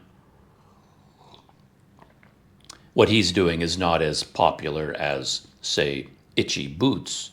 And you see some very, very popular YouTubers, like travelers, like the big guys in the market. They don't make videos like that. They don't do voiceover narration. They just shoot the video in real time. And that seems like that's the best way to do it. And I think that's the way he should do it. I'm not sure that the voiceover narration is the best way to go. It takes too long to edit. It's too much work. And then the end product is probably not worth that much work, to be honest. I don't know. But anyway, I thought that was interesting, his community post talking about how he's editing 8 to 12 hours every day, and he's been doing this for weeks already. And the way he writes, it makes it sound like he's only working on one final video. So you can imagine the amount of work that's going into it. He's probably going to have more than one. He probably just didn't write accurately here. He's probably working on more than one video. But anyway, I thought that was kind of interesting. So we hate the cold, and I'm looking forward to his next video. In terms of travel videos, since I'm talking about a travel video, the newest one from Nora Lee on Itchy Boots, there it is there, and it is called Crossing the Border into Iraq. And the words on the thumbnail just repeats that, crossing into Iraq. And that's kind of a Planet Doug of video title, just very literal, very straightforward. And interestingly enough, I mean, I found the video, for me, more interesting than her normal videos. Like, her normal videos are all about riding down a rough mountain road, flying a drone, and getting beautiful scenery. That's why everybody loves her videos. But these are the ones I like better because I can relate to them. She's crossing the border. She's got documents to deal with. She's got to go through immigration, customs. She's got to get her motorcycle into a new country, which involves insurance and license and carnet, the carnet de passage. She's got to get everything signed, everything stamped, everything paid for. And then she's got to get a new SIM card and get data. And, you know, all of these things, I find I can relate to that. And I like to learn about that sort of stuff. So I enjoy these videos, though I don't think they're, though to be honest, she's got 500,000 views, which I find amazing. I thought that video would get half of her usual views, but now it's right up there with the others. 500,000, that's crazy. But something happened in this video that is really quite an event. And it seemed like it would be an obvious thumbnail and an obvious video title. So it's kind of weird. Like, normally she focuses on the most dramatic event and makes that the thumbnail and the title. And she usually exaggerates and doesn't quite tell the truth about what happened, just to make the title more exciting.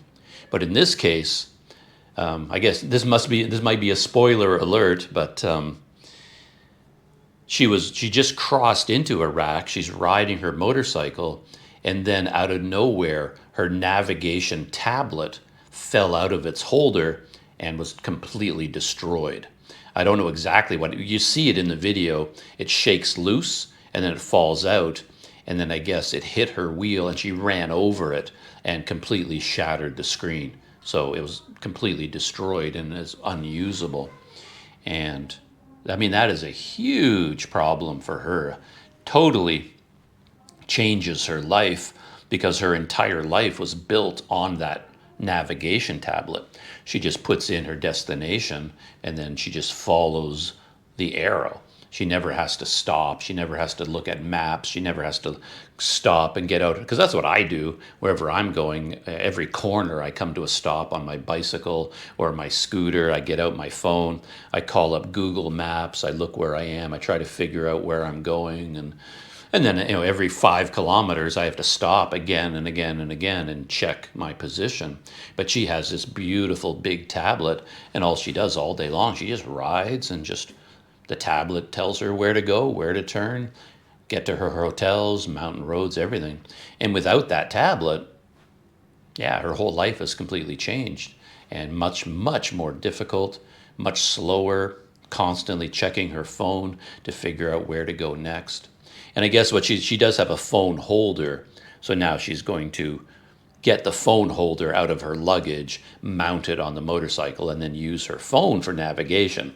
But that's not nearly as convenient as this very expensive tablet that she uses. I remember looking into it when she was in Africa because she's been using the same unit for a long time, and it broke when she was in Africa and had to get a new one. And I looked it up because the whole time I was like, what is that tablet? Because I've never seen it anywhere else. And I tracked it down because she never mentions the name of it. She never talks about it. But like one time she mentioned it, and I remembered and made a note. And I looked it up, and it was, I don't know, it's like $700 or something. I mean, it's an expensive piece of gear. It's not a typical, you're not picking that up for $50 down at the local Best Buy. So yeah, it's an expensive thing to replace. And now she's got to get a new one shipped to her because she broke her old one. And in terms of making the video sound exciting, that seems like it would be an obvious thumbnail.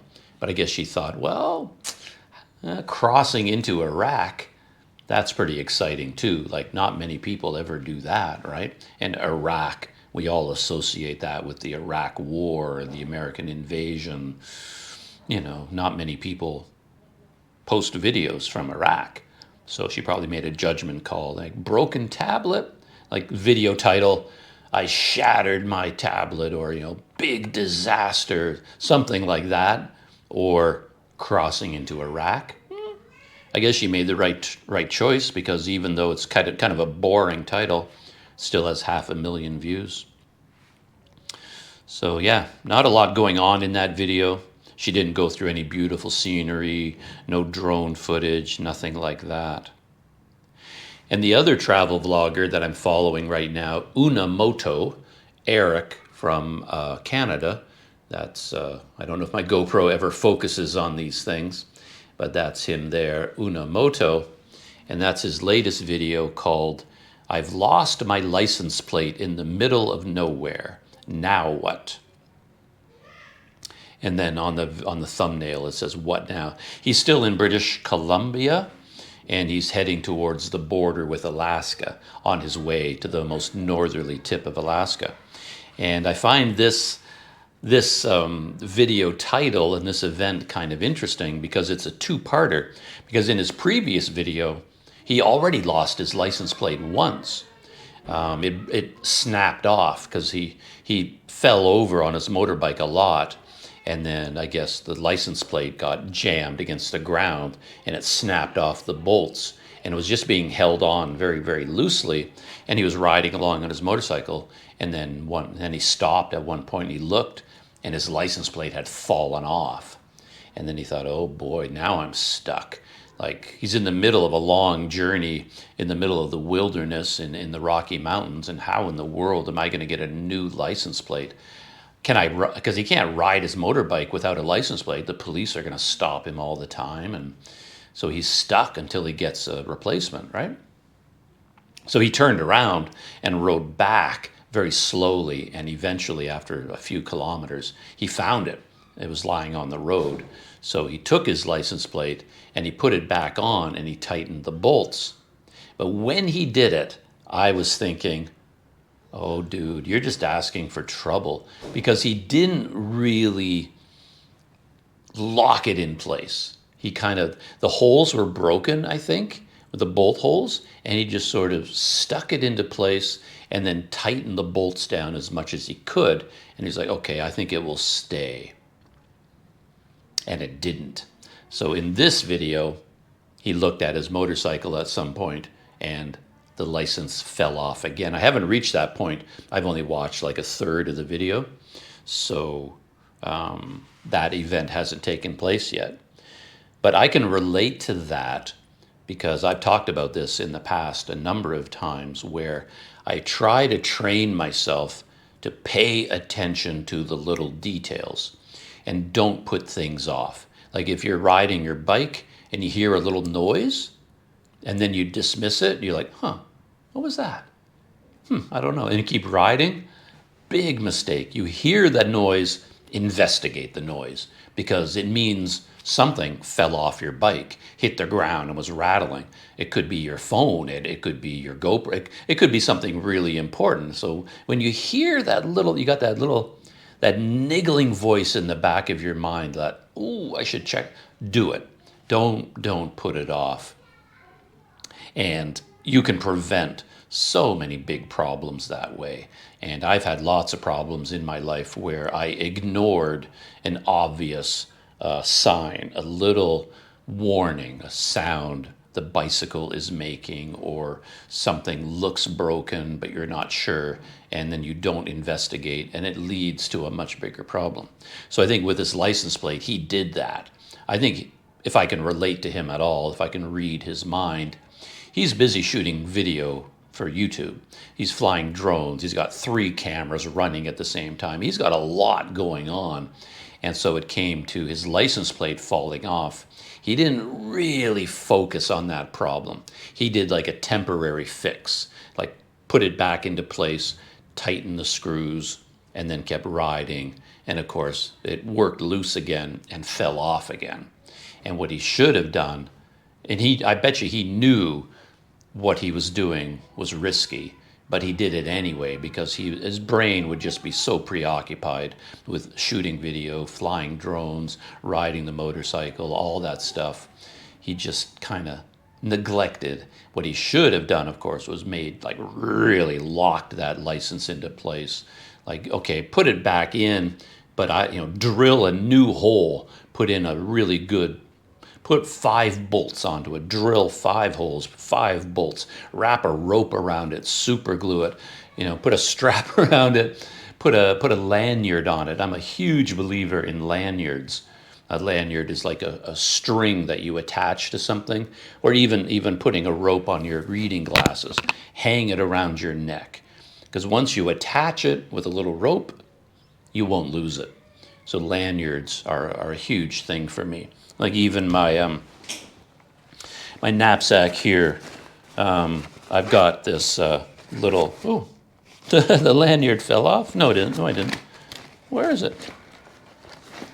Here. No. Here I am talking about this amazing thing I did. And yeah. Oh, yeah, okay. This little knife, I carry this little knife with me, a little Swiss Army knife. It's just got like a really sharp blade, a file, pair of scissors, just a little thing. I use it all the time. But if you take this little knife and you slip it into a pocket, you're going to lose it. So what I do is I put a lanyard on it. So I've got this little cord, a lanyard. And then because I put this lanyard on it, I never lose it. The reason I couldn't find it right away because I had it on this hook up here, but then I moved it to another position where there's there's a loop here I discovered that was more convenient. I put it through the loop, and now it's attached to my knapsack. And I will never, ever lose this because I have a lanyard on it. So if your license plate is falling off, drill a hole and tie a rope to it. Like, put a lanyard on it, put a chain around it, but he didn't do that, and then he lost it. And that kind of relates to itchy boots as well, because I'm willing to bet that in the complexity of getting ready in the morning, of turning on the air conditioner, of getting her bike loaded with all her gear, etc. She put her tablet into place, and it's like a grip, and you tighten it down. Obviously, she didn't do a good enough job. She didn't tighten it down enough, and then it fell out and shattered, right? So, yeah, those little things, she may even have noticed. Maybe she was putting it in place. Maybe a few days earlier, she looked at it and went, you know what? I don't know if that's really tight enough. But then rather than dealing with it, she's like, I think it's okay for now. Boom, disaster. So you get that little voice in the back of your mind telling you something. Never ignore that voice. I think that comes up with security as well. I think a lot of people don't like to get all dramatic. So they're in a situation and they're like, the little tingling sensation goes off that, oh, that guy over there, he looks sketchy. He looks like bad news. But then you don't act on that impulse. Next thing you know, that guy has grabbed your smartphone and run away with it. You know, never ignore that little voice. If you feel an instinct about something, it's like, ooh, that doesn't look right. You really should follow up on it. So, my watch history.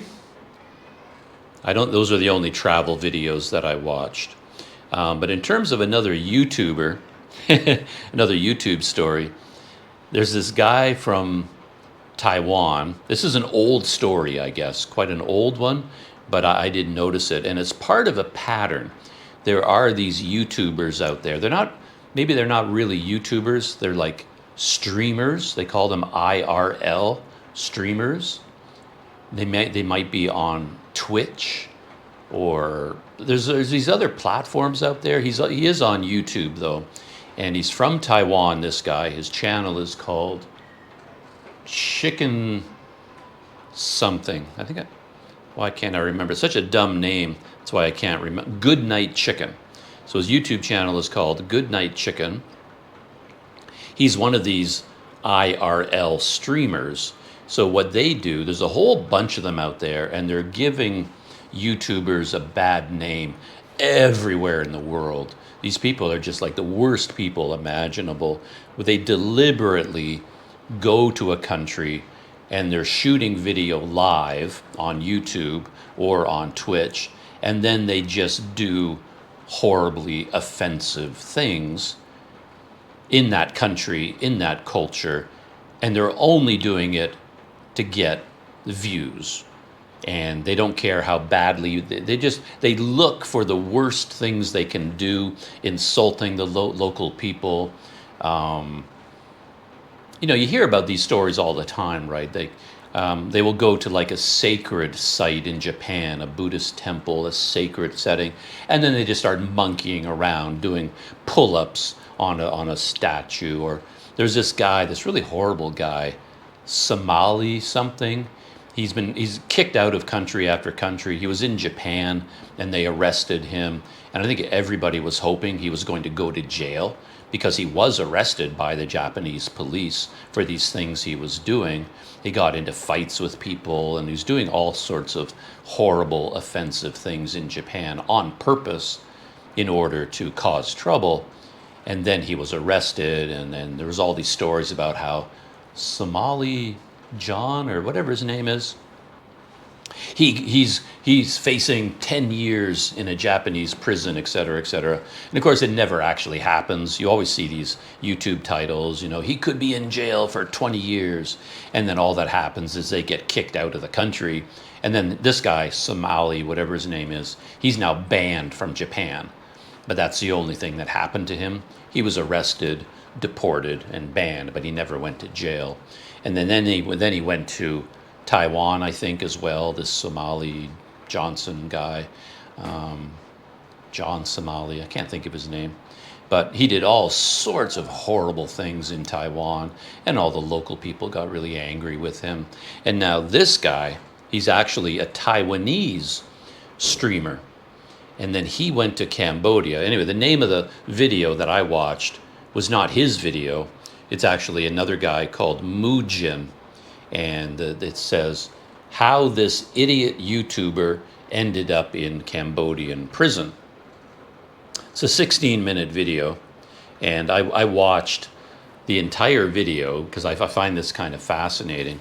And basically what this guy did, this Taiwanese YouTuber, he went to Cambodia to, as he said, he was going to investigate the call centers, because Cambodia has a reputation as a place where people are being kidnapped from other countries and being brought to Cambodia, and then they're being forced to work in scam call centers.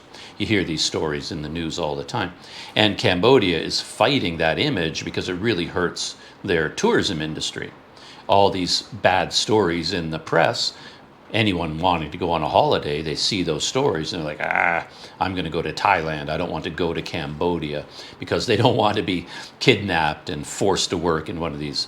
So, you know, the Cambodian authorities are really pushing back against these stories that are over sensationalized. And anyway, this Good Night Chicken guy, he said he was going to go to Cambodia and try to find one of these scam call centers. So in his video, he went into this abandoned building, and suddenly, according to his video, a soldier started chasing him, and he's running in the dark with a flashlight, and then he disappears for several days. And then he posts another video of him running through the streets, and his head has been shaved, his clothing is all ripped and torn, and he's kind of bloody and bruised. And he basically tells this story that he was arrested by evil people, Cambodian soldiers, and they tortured him and beat him, and he managed to escape.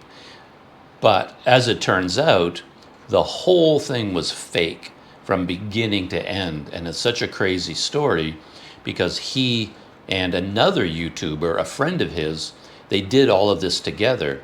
And when they went to Cambodia, in their luggage, there were costumes. It was like shooting a movie. They had fake Cambodian military uniforms. They had makeup, fake blood. They had clothing that they tore in advance. And they brought all the basically props that they needed. And his friend, dressed up in the Cambodian military uniform, pretended to discover him and pretended to chase him. And then they just went into hiding for a couple of days at like a beach resort, waited for a while, and then they shot the second video where he's got fake blood and fake bruises and talks about being tortured and all that. And of course his videos got whatever, hundreds of thousands, millions of views. But then people started to investigate. Something didn't seem right about it, obviously. And then they were arrested. The Cambodian authorities arrested both these guys, and then they were put on display by the authorities. They apologized in public. But apparently they still really did end up in prison. But again, I'm not really clear on the details there, that they were sentenced to a term in prison, but I'm not exactly sure. Like it's in the years, like 2 years in prison or something, but I don't know if they really did get that sentence. And then in this video by Mujin, how this idiot YouTuber ended up in Cambodian prison, he does talk. He's a little bit speculating because nobody really knows.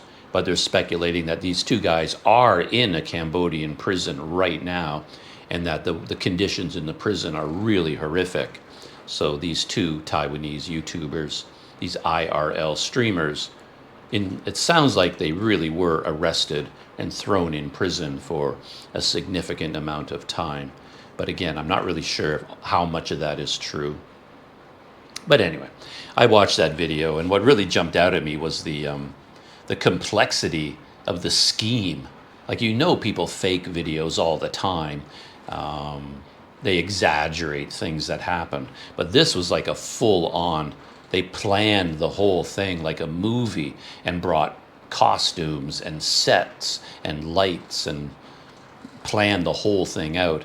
And I wondered what it was like going through Cambodian customs with their suitcases filled with all of this stuff, because I think they had tasers maybe and weapons, fake weapons, all kinds of things. I wonder how they got that through Cambodian customs. Anyway, it was kind of a weird video to watch, but a funny one at the same time. And in terms of YouTube videos, YouTubers, like personal vlogs, those are the only ones that I wanted to talk about. Some other things that I watched, if you're not aware of this, you might find this really interesting. The Strandbeest. There's a channel out there called Veritasium. It's probably one of my favorite YouTube channels. And they posted a video a couple days ago or whatever called 12,419 Days of Strandbeest Evolution. There you can see the video up at the top there. And I've known about this guy ever since the beginning. I think he started doing this back in the 90s. It's a Dutch man, Theo Jansen or something like that. It's a Dutch artist, and he started building these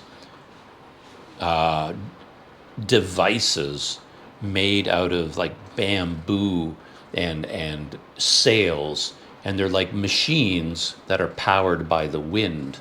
And he goes down to a beach and puts these devices on the sand, and then the wind will blow into the sail and it powers these complex legs. They look like insect legs, like a centipede or something like that, or like a like 10 times more complex than a centipede. And these things start walking along the beach all by themselves. The wind is blowing into the sails, but somehow the forward pressure of the wind activates the legs, and it looks like they're walking along the beach. And I guess he's been doing this for the last 30, 35 years, and his creations are just getting bigger and bigger and bigger and more complex and more amazing, and it's turned into his entire life. So he's very famous, and I've been watching his videos. I feel like I've been watching them from the very beginning because I've been aware of this guy for decades. But apparently Veritasium discovered him finally, and Veritasium made a video, and I've only watched the first minute or two of the video. I haven't finished it yet, but I just wanted to mention it. It's in my video watch history. So I found that to be kind of interesting.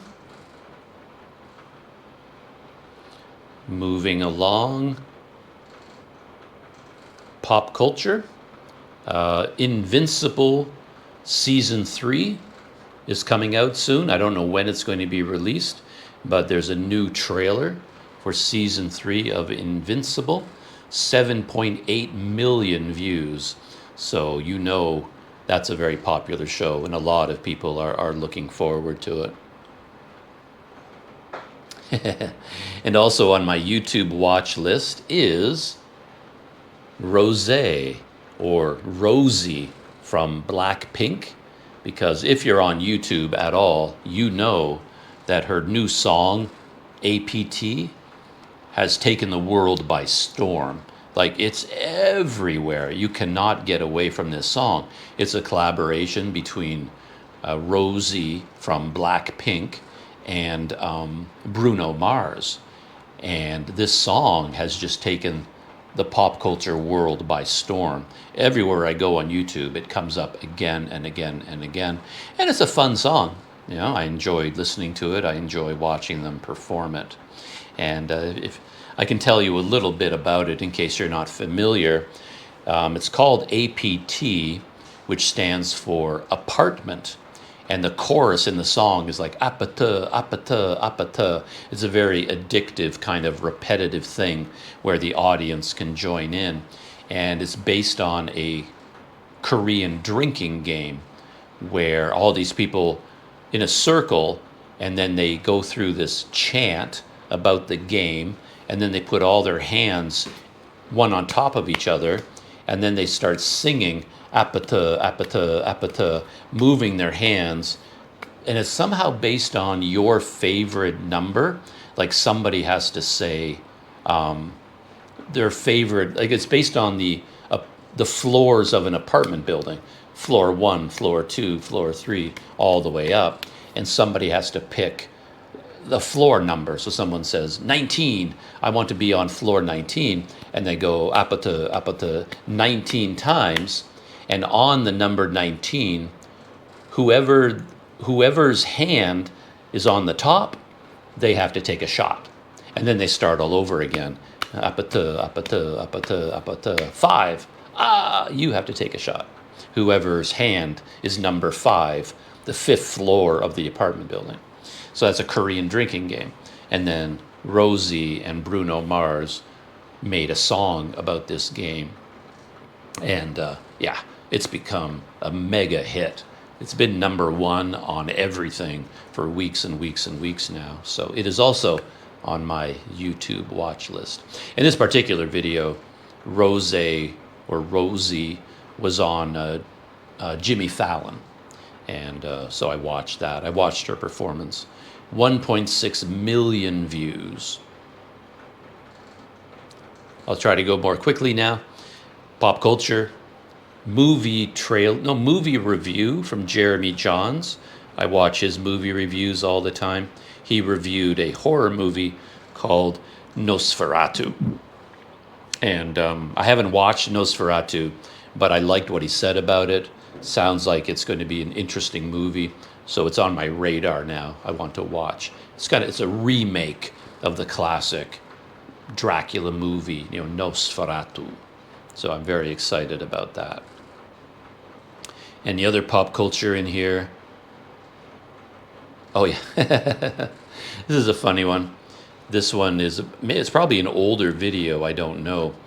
But there's a channel about Koreans react. I love reaction channels for some reason. And this one is Koreans react to the best moments of Wednesday for the first time. And I watched the show Wednesday. I enjoyed it. I thought it was pretty good. And then in this video, the Koreans are watching like clips from the show Wednesday and then reacting to it and talking about it.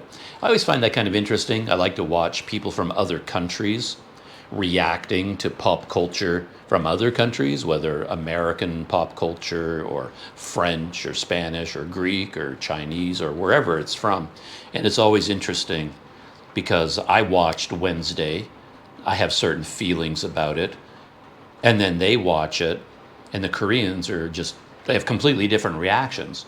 For one thing, I don't think any of them even knew about the Addams Family. I grew up on the Addams Family, so I know about Thing, the hand, the disembodied hand that runs around. I know about all the characters, who they are. So when I'm watching Wednesday, I already know everything about the characters and the background, but Koreans have never heard of the Addams Family. So when they see the hand running around, they don't react the same way that I do. So I find it very interesting to watch these reaction channels. It reminds me that people around the world are all very, very different. They all have different experiences from me. And that is it, I think, for pop culture. Technology, always a big one for me. I watched a video from one of my favorites, Becca Farsace, right there. And she was talking about camera gear, and the title is Sony Needs a New RX100. And I agree wholeheartedly, because as a YouTuber, I've been dreaming about the perfect 1-inch sensor vlogging camera. And Sony and Panasonic and every camera company you can name have been dancing around this idea, but they've never made a good one. Like, not even a great one, they've never even made a good one. And then smartphones, of course, wiped out the camera industry. So there's no market for compact cameras anymore. Nobody's buying them. And that was the belief. But suddenly, compact cameras are back in fashion. People are now buying them. There's like the Fuji 100 Mark IV or whatever that was. Took the world by storm. You can't even buy one of those because they're all sold out. So now you've got camera companies suddenly thinking, oh, maybe there is a market for compact cameras. And that trend is why Becca made the video. So she wanted to find out, like, okay, is there a market for compact cameras, and what kind of cameras are out there right now? And then this Sony RX100, of course, is like one of the ultimate compact cameras. The last one they made was the RX107, I think, and it cost like $1,200 US. Super expensive, so normal people like me can't buy one anyway. But it wouldn't even be good enough for vlogging. But she's arguing that Sony needs to make a new one, that now Sony should come out with the RX100 Mark VIII and then make it finally the perfect vlogging camera. Because I'd love to have one right now. Like, if I had a good compact camera, I wouldn't have to use a GoPro to do this. I would use my compact camera. But there isn't one out there that's worth buying. I mean, you could use, like, Sony makes the EV line and the ZV line. One of those would work fine right here, but they don't work for walking around. because the lens still isn't wide enough. The stabilization isn't good enough. So for me, someone like me, to buy a Sony 1-inch sensor compact camera for $800 or $900, it's not worth it, because the only time I would use it would be mounting it on a tripod or shooting video inside a restaurant. Then it would be useful, but I couldn't use it walking around because the stabilization isn't good enough. So the only way a camera like that would make sense for me would be if it could do everything. If I could use it like walking around vlogging, mounting it on a tripod vlogging, or sitting in a restaurant vlogging. If it could do all three of those, then it would be a good purchase. But because you can't use it walking around, then I keep using my GoPro, because it is the one camera, like action cameras are the only ones that can do all three of those things. It does all three of them okay, does none of them great, but really it's the only option out there. Anyway, Sony needs a new RX100, and I agree with her. Also technology, Rode has come out with a new wireless Go, the 3rd generation. And this is a video from Mr. Black that he reviewed it. And I like his reviews. Mr. Black does a really nice job. And his videos are nice and short, but he also seems to go into more detail than other people, more of the nuts and bolts. So I really like his videos. But I am confused about this microphone, because I have the Rode Wireless Go, the 1st generation, and the 2nd generation. This is the 3rd generation. So you'd think the 3rd generation has to be much, much better than the 2nd, but I don't really see the difference between them. There's a couple of things. When you plug in a lavalier mic, the 3rd generation has a locking mechanism. Cool. It has 32-bit float audio, but I think generation 2 does as well now. I don't see a huge difference between version 2, generation 2 that I have, and generation 3. So I'm not sure what they've done with this microphone. Yeah, seems like a weird one. It clutters up the market, because you've also got the Rode Me, which is the budget level. So I can see somebody going out to buy the Rode Wireless Go, and I can't see why you would choose the 3 over the 2 exactly. Like, what benefits are you getting? I don't quite get this product yet, but maybe it is. There's something very, very special about it that I'm missing so far. And that is it for technology.